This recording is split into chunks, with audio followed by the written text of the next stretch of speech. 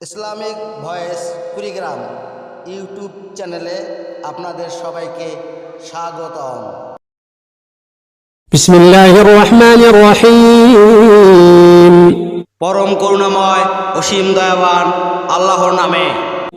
কুল আউযু বিরাব্বিল ফালাক। বলো, আমি আশ্রয় প্রার্থনা করছি উষার রবের কাছে। মিন শাররি মা খালাক। তিনি যা সৃষ্টি করেছেন তার অনিষ্ট থেকে। ওয়া মিন শাররি গাসিকিন ইযা ওয়াকাব।